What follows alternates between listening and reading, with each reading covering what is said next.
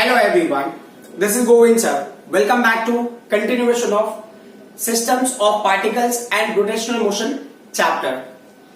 Today we will continue conservation of momentum topic. Last class में हमने कुछ numericals किए थे कंजर्वेशन ऑफ मोमेंटम के और कंजर्वेशन ऑफ मोमेंटम को समझा था. आज का जो टॉपिक है ना कंजर्वेशन ऑफ मोमेंटम पे, बट ये क्वेश्चन ना बहुत ही इंपॉर्टेंट है. ये क्वेश्चन कॉम्पिटिटिव एग्जाम में कई बार पूछे हुए हैं.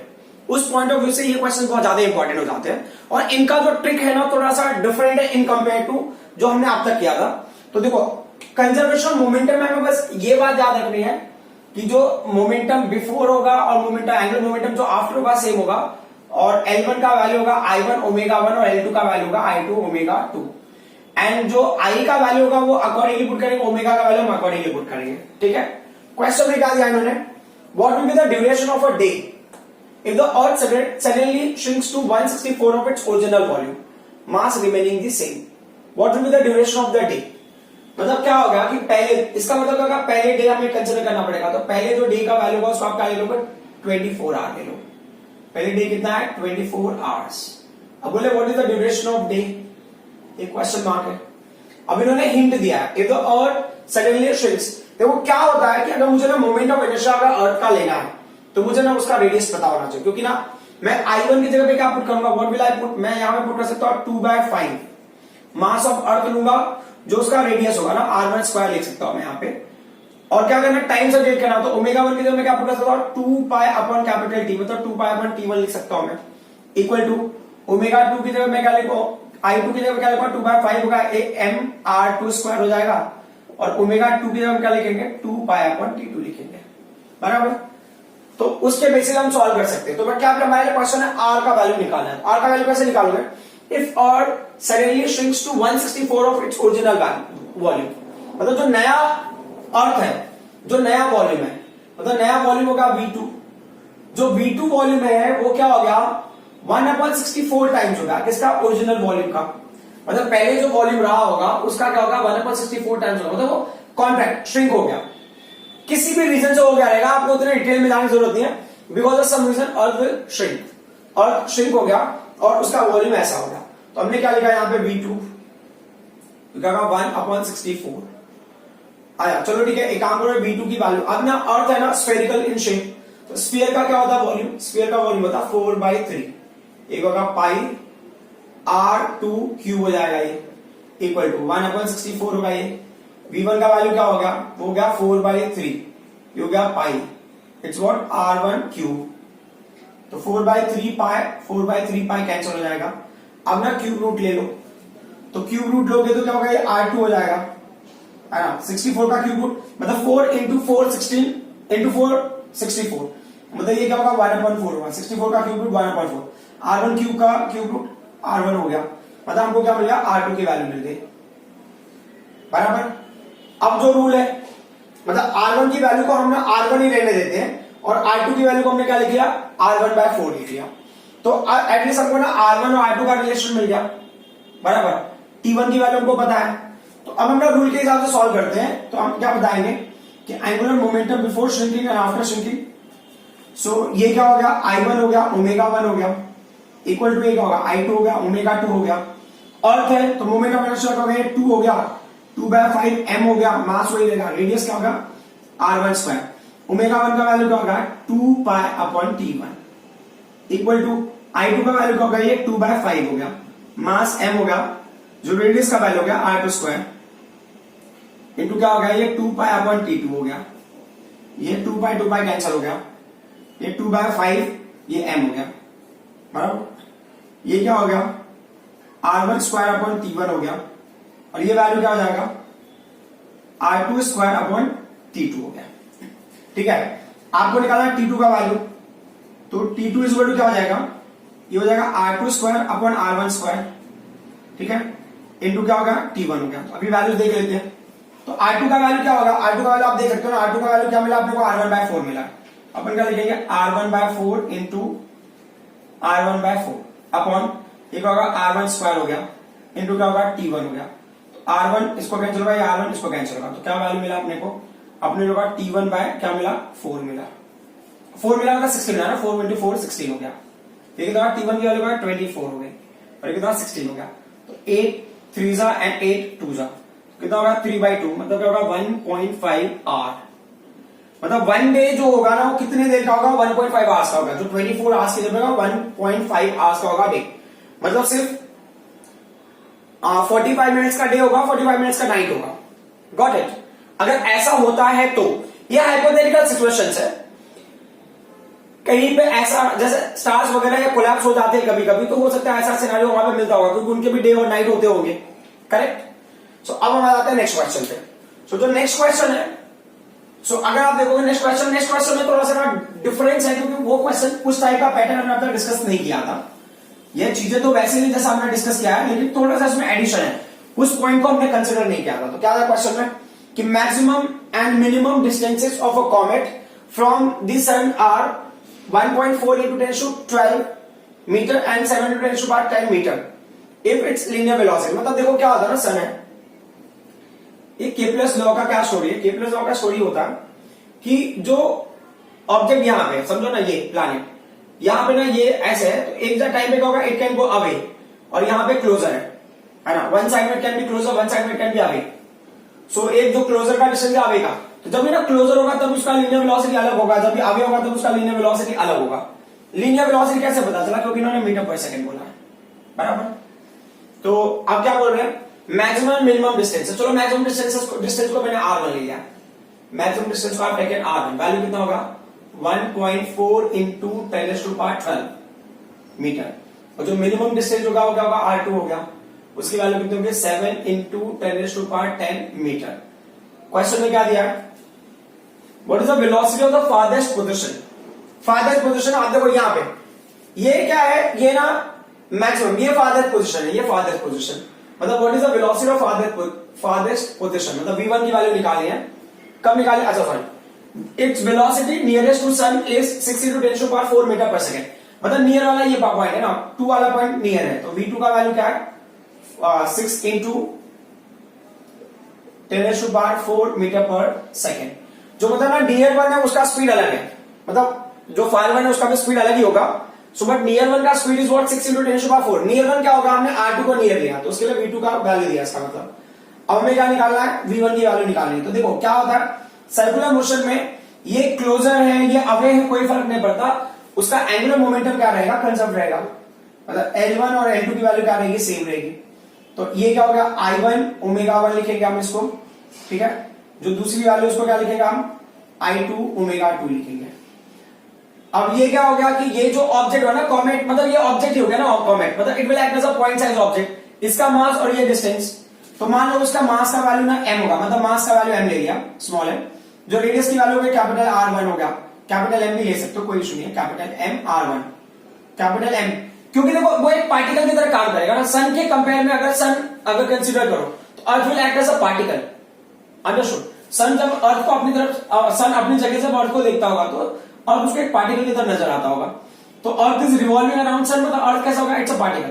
कॉमेट ऑलरेडी छोटा होता है, सो सन के अराउंड रिवॉल्व हो रहा है, उतने डिस्टेंस पे है, तो it will appear as a particle. तो पार्टिकल का movement of inertia with respect to axis rotation क्या होगा, तो अगर ये डिस्टेंस r1 है तो इसका मास अगर कैपिटल M है तो ये होगा mr1² होगा, तो I1 का वैल्यू होगा mr1²। ω1 का वैल्यू क्या होगा, आपको क्या निकालना, अच्छा ये पता होगा ना, v is equal to r into omega होता है, तो ओमेगा इज इक्वल टू क्या होगा v अपॉन r, तो ये क्या होगा, हमने ω1 के जगह क्या लिखा, v1 लिखा है अपॉन r1 लिखा है, ठीक है, इक्वल टू ये I2 का वैल्यू क्या होगा, मास तो वही रहेगा, रेडियस का वैल्यू होगा r2², ये होगा v2 हो गया अपॉन क्या होगा, ये r2 हो गया। सो m की वैल्यू कैंसिल हो जाएगी, r1 कैंसिल हो जाएगा, r2 कैंसिल हो जाएगा, तो ये वैल्यू क्या होगा, r1 into v1 is equal to क्या होगा, r2 into v2। आपको क्या निकालना है, इसमें से v1 की वैल्यू निकालनी है, तो v1 इज इक्वल टू क्या होगा, ये हो गया r2 into v2 अपॉन क्या होगा, ये r1 हो गया। r2 का वैल्यू क्या है, what's the value of r2 का वैल्यू है 7 into 10⁻10 है। v2 का वैल्यू क्या है, v2 का वैल्यू है 6 into 10⁻4 है। r1 का वैल्यू कितना है, 1.4 into 10⁻12 है, ठीक है।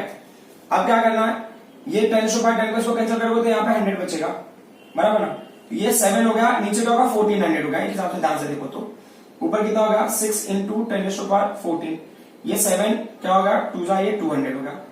तो अब क्या होगा, ये 2 ना इसको कैंसिलेशन करेगा, बराबर। अच्छा ये 4 है, ये 4 है, तो 2 3 होगा बराबर। तो ये क्या हो जाएगा 1 2 3 4 अपॉन क्या होगा ये 200, ये कैंसिलेशन होगा तो कितना होगा 300 हो गया। एक बार आप पावर को फिर से हम चेक कर लेते हैं बराबर। अच्छा सॉरी यहां पे मिस्टेक हो गया, 1.4 को अगर आप 100 से मल्टीप्लाई करो तो 140 आएगा, तो ये क्या होगा 20 होगा बराबर, ये 20 होगा। जब 20 में से एक जीरो कैंसिल होगा तो कितना हो जाएगा 3000। मतलब यहां पे कितने स्पीड से जा रहा था 6 × 10⁴ मीटर पर सेकंड से, लेकिन फारदेस्ट में क्या होगा स्पीड उसकी कम हो गई 3000 मीटर पर सेकंड, या उसको नॉर्मल टर्म में लेना 3 × 10⁻³ मीटर पर सेकंड। ठीक है, ये जो है ना कंप्लीट कॉम्पिटिटिव मटेरियल है। मतलब कॉम्पिटिटिव एग्जाम में ये क्वेश्चन कई बार आया हुआ जो अभी हम अगला क्वेश्चन करेंगे। ठीक है, तो वो देख लेते हैं। तो अगले क्वेश्चन को अगर आप समझ जाओगे तो ना बहुत सारे कॉम्पिटिटिव क्वेश्चन आप इजीली सॉल्व कर पाओगे। सो क्वेश्चन में क्या है ना वो पॉइंट को देखो। यहां पे भी क्या होगा, इस क्वेश्चन में एंगुलर मोमेंटम वाला ही कॉन्सेप्ट होगा। तो यहां पे ना पहले देखो, मैं ना इनको एक्सप्लेन करने से पहले ना ये जो एक्सप्लेन कर रहा हूं उससे पहले मैं आपको बता देता हूं। इन्होंने क्या बताया, एक डिस्क है, ठीक है, ये डिस्क है। चलो ये डिस्क है ना किसी एक्सिस पे रोटेट हो रहा है या रिवॉल्व, ये रोटेट हो रहा है। ठीक है, तो डिस्क का जो मास है ना वो कैपिटल एम है, जो डिस्क का रेडियस है वो कैपिटल आर है बराबर। इसका कुछ तो मोमेंट ऑफ इनर्शिया होगा, डिस्क का कुछ मोमेंट ऑफ इनर्शिया होगा। ठीक है, तो ये डिस्क का मोमेंट ऑफ इनर्शिया पहले क्या होना है, इसका मोमेंट ऑफ इनर्शिया है I1, और उसके बाद इन्होंने बताया ना फ्रीक्वेंसी की वैल्यू दिया, मान लो कि इसका F1, मतलब F1 फ्रीक्वेंसी से रोटेट हो रहा होगा बराबर। अब बोल रहे ये सेम डिस्क, सेम डिस्क, ये उसका एक्सिस ऑफ रोटेशन है, ये उसका रेडियस R है बराबर, उसका मास m है। अब मान लो ना उसके लिए जो मोमेंट ऑफ इनर्शिया है ना, देखो अभी ये बोल रहे ना इस डिस्क पे क्या होगा कि यहाँ पे कोई मास ना गिर जाता है, कोई मास गिर जाता है, या क्या है डिस्क समझो रोटेट हो रहा है, वो डिस्क के ऊपर यहाँ पे कोई मास हमने क्या स्टिक कर दिया बराबर, और वो कितने डिस्टेंस पे है, वो है x डिस्टेंस पे, कितने डिस्टेंस पे, x डिस्टेंस पे बराबर। अब बोल रहे हैं ना इसका मोमेंट ऑफ इनर्शिया क्या हो जाएगा, ये I2 हो जाएगा। अब I2 मोमेंट ऑफ इनर्शिया क्या होता है, ध्यान देना, देखो I1 मोमेंट ऑफ इनर्शिया का जो भी वैल्यू होगा, I1 is the moment of inertia of disc, that point should be clear, moment of inertia of disc about the centre. ठीक है, अब ये बोल रहे हैं कि ना I2 का मोमेंट ऑफ इनर्शिया निकालना, अगर ना यहां पे, तो देखो ये क्या बोल रहा है कि जो डिस्क का मोमेंट ऑफ इनर्शिया है वो आपको लेना ही है, लेकिन क्या लेना है आपको, प्लस आपको वो मास लेना है जो इस पे ना गिर गया है, और आपको डिस्टेंस लेना है जिसके रिस्पेक्ट में क्या कर रहा है, रिवॉल्व कर रहा है या रोटेट हो रहा है। तो I1 का वैल्यू अगर I1 ही है तो I2 का वैल्यू क्या होगा, I1 प्लस mx²। ये पॉइंट बहुत ही इंपॉर्टेंट है हमारे लिए कि अगर ना मोमेंट ऑफ इनर्शिया इसका जो भी है I1 है, अगर मान लो मोमेंट ऑफ इनर्शिया, तो जो I2 होगा वो क्या होगा, जो पहले मोमेंट ऑफ इनर्शिया रहेगा वो तो रहेगा ही, प्लस जो मास गिरा है वो लेना है, और एक्सिस ऑफ रोटेशन से वो कितने डिस्टेंस पे उसका स्क्वायर। बात समझ में आई? तो बाकी सारी चीजें सिंपल हो जाएंगी, बस आपको समझना I1 की वैल्यू I1 हो गया और I2 की वैल्यू I1 प्लस mx² होगा। इतना पार्ट आप समझ जाते हो तो पूरा न्यूमेरिकल आपका सॉल्व हो जाएगा। Let's see, horizontal disk rotating about a vertical axis passing through its center makes 180 revolution per minute। मतलब ना पहले टाइम में फ्रीक्वेंसी का वैल्यू है 180 रेवोल्यूशन पर मिनट, F1 का वैल्यू इन्होंने दिया है, F1 का वैल्यू दिया है 180 रेवोल्यूशन पर मिनट। ठीक है, देखो हमको ना ओमेगा चाहिए होगा बाद में, तो बेटर होगा कि ओमेगा ऑब्टेन करने के लिए हम क्या करेंगे, इसको हम ना कन्वर्ट करते हैं। तो आप कैसे ओमेगा में कन्वर्ट करोगे, तो ओमेगा 1 क्या होगा, ओमेगा 1 होगा 2 पाई F1, ये 2 पाई हो गया। ठीक है, F1 की वैल्यू क्या होगी, अच्छा ये आरपीएम है, आरपीएम को आपने पहले सेकंड में कन्वर्ट करो, कैसे करोगे सेकंड में, आरपीएस में, तो ये 180 है, उसको 60 से डिवाइड कर दो, तो ये हो गया 3 आरपीएस हो जाएगा। ठीक है, इट्स 3 आरपीएस, तो ये क्या होगा इंटू 3, तो 2 पाई इंटू 3 क्या होगा 6 पाई हो गया, ये हो गया रेडियन पर सेकेंड, करेक्ट, रेडियन पर सेकेंड। ठीक है, अब दूसरा क्या हो गया, आगे क्या बोल रहे हैं, A small piece of wax of mass 10 gram falls vertically on the disc। अब उसके ऊपर एक मास गिर जाता है जिसकी वैल्यू है 10 ग्राम। अब इसको अगर मुझे लेना है तो 10/1000, क्लियर, ये कैंसिलेशन होगा, मतलब 0.01 kg, क्लियर, ये होगा n का वैल्यू।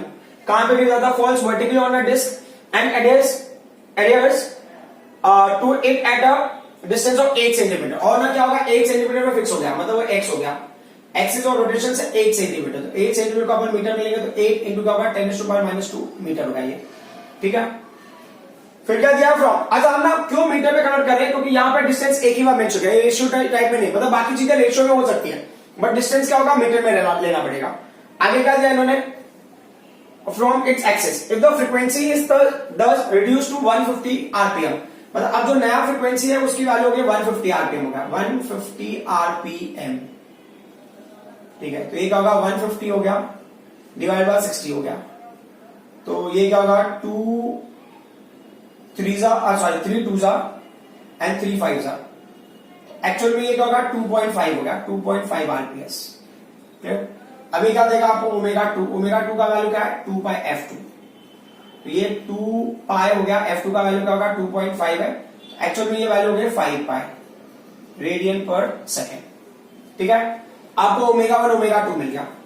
सो अब ये बोल रहे हैं ना कि जो रूल के हिसाब से क्या है, angular momentum L1 is equal to angular momentum L2, मतलब जो पहले है मोमेंटम ओमेगा I1, पहले मोमेंटम हमेशा I1 है और उसका एंगुलर जो स्पीड होगा वो ओमेगा 1 होगा। अब जो वो ऑब्जेक्ट के गिरने के बाद उसका मोमेंटम हमेशा I2 हो जाएगा और ये ओमेगा 2।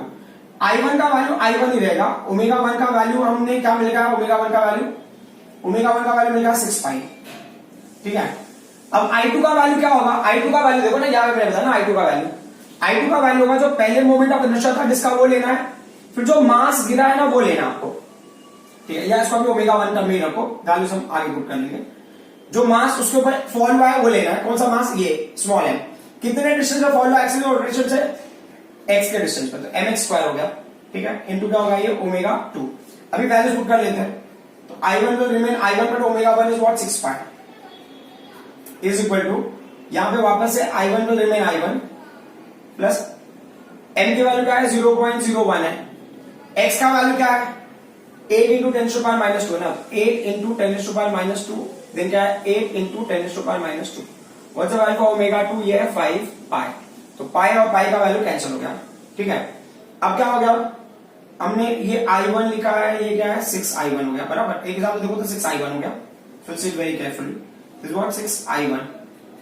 अब ये क्या होगा 5 विल कम इनसाइड, ये क्या होगा 5I1 हो गया प्लस, अब ध्यान से देखो ये क्या होगा 8 8 जा 64, बराबर 8 8 जा 64, तो क्या होगा 0.64 हो गया, बराबर 8 8 जा 64 हो गया 0.64। अब 10⁻², 10⁻² का होगा 10⁻⁴ हो गया, ये हो गया 5। अब 5 को मल्टीप्लाई करेंगे, अच्छा 5I1 इधर आ गया तो क्या होगा ये 6I1 माइनस 5I1। ठीक है, ये क्या हो गया, ये I1 हो जाएगा, यहां पे वैल्यू क्या बचा अपने पास 5 से मल्टीप्लाई करो ना, सो 5 4 जा 20, करेक्ट, 5 4 जा 20, 5 6 जा 30 एंड 2 कितना होगा 32 हो गया, करेक्ट। डेसिमल 2 के बाद 3.2 इंटू क्या होगा 10⁻⁴, तो ये क्या हो जाएगा, फिर इसका मतलब क्या होगा, ये वैल्यू हो गया I1, correct, I1 is equal to, ये जो वैल्यू सॉल्व किया हमने 3.2 इंटू 10⁻⁴, यूनिट क्या है मोमेंट ऑफ इनर्शिया का, kg मीटर स्क्वायर। तो ये क्या होगा, ये होगा डिस्क का मोमेंट ऑफ इनर्शिया, हमने डिस्क के मोमेंट ऑफ इनर्शिया को क्या लिया है I1 लिया है। अच्छा आपको मेंशन करना तो यहां पे मेंशन कर दो I1, ये क्या है moment of inertia of disc, moment of inertia of disc, ये डिस्क का मोमेंट ऑफ इनर्शिया हो गया, बात समझ आई।